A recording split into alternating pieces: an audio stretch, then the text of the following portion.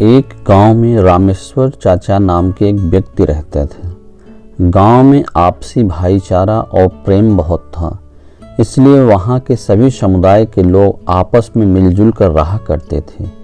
रामेश्वर नामक व्यक्ति अधेड़ उम्र होने के कारण चाचा नंबरदार के नाम से पहचाने जाते थे। सभी उनका मान सम्मान और आदर सत्कार किया करते थे। उनका अपना मकान गांव की चौपाल पर छोटा सा था।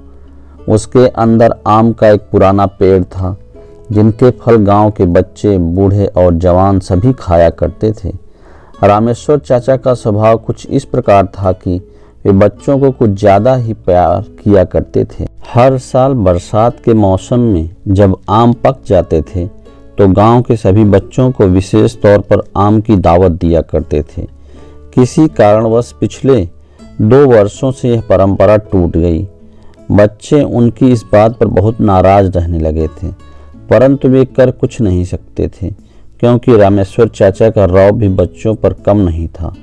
पहले साल तो बच्चे उनकी हर हरकत पर कि चाचा ने इस बार आम की दावत नहीं दी, आम की फसल बर्बाद कर गए।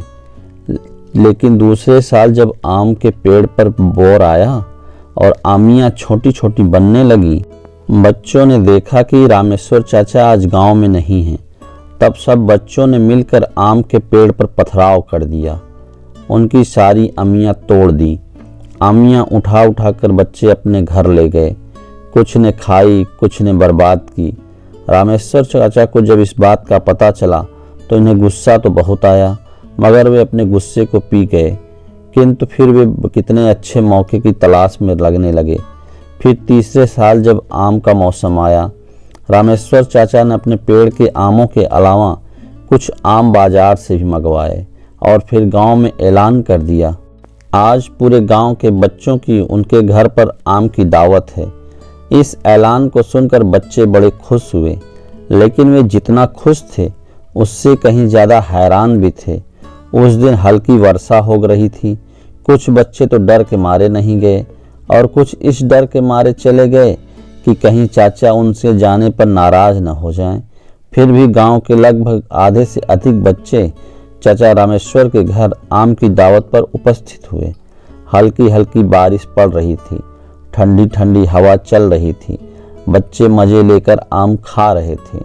जब आम समाप्त हो गए और बच्चों को अंगड़ाई आने लगी तो अनायास ही एक बच्चे की नज़र चाचा के घर के एक कोने की तरफ पड़ी, जहां छप्पर के नीचे एक बहुत बड़ी किसी वस्तु का ढेर पुआल से ढका हुआ था।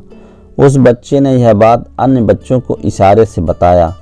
तब अंत में एक बच्चे ने डरते डरते रामेश्वर चाचा से पूछ लिया, चाचा जी, इस ढेर में आपने किसके लिए क्या छुपा रखा है? रामेश्वर चाचा उसकी बात सुनकर खिलखिलाकर हंस पड़े। फिर उन्होंने अपनी पिछली गलती पर बच्चों के सामने पश्चाताप किया। फिर वे बोले, सुनो बच्चों, आम तो तुमने हर साल ही मिलेंगे, लेकिन अगर तुम मेरे मरने के बाद भी आम खाना चाहते हो तो मेरे पीछे आओ। चाचा उठकर छप्पर पर बने ढेर की ओर चल पड़े। बच्चे भी उनके पीछे पीछे चल दिए। चाचा ने ढेर के ऊपर से पुआल हटाई और बच्चों से कहा, बच्चों, अपने दोनों हाथों में भरकर जितने भी आम ले जाओ। बच्चों ने खुशी खुशी ढेर से आम उठाकर अपने दोनों हाथों में ले लिए। उनकी खुशी को देखकर रामेश्वर चाचा की आंखों में आंसू छलक आए।